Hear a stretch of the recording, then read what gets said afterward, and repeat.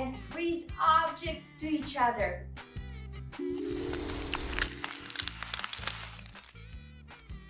So, let's get started.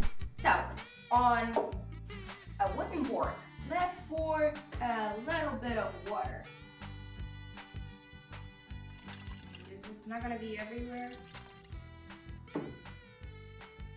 Yeah, it's gonna be everywhere. So, we have some water.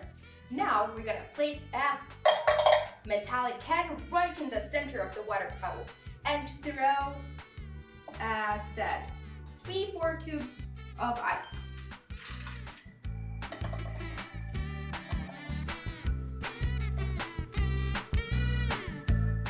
And then fill with salt. Get a good full spoon of salt.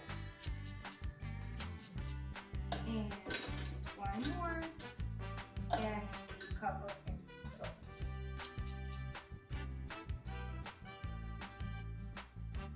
And add the last one.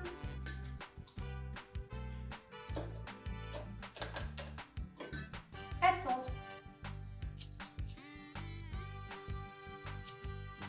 Now, mix ice cubes with salt in a jar and leave them for 5 minutes.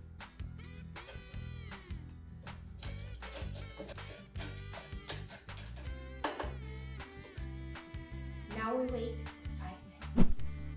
Well, now it's just the right moment. Make room for it.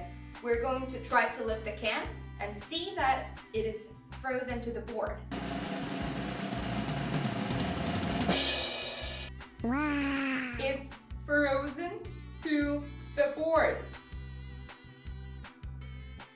Oh my God. So, I will try to explain why. The freezing point of salt water is slightly lower than the freezing point of ordinary water. This fact is often used to combat ice.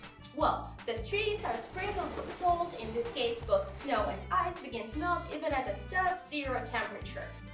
When we sprinkled salt on the ice, it began to melt, and the little puddle on the board just froze because of the low temperature from the can.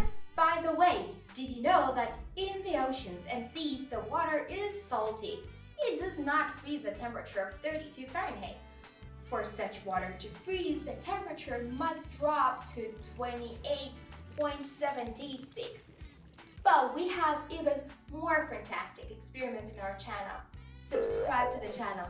Don't miss to like, follow us, and let's be friends on social media.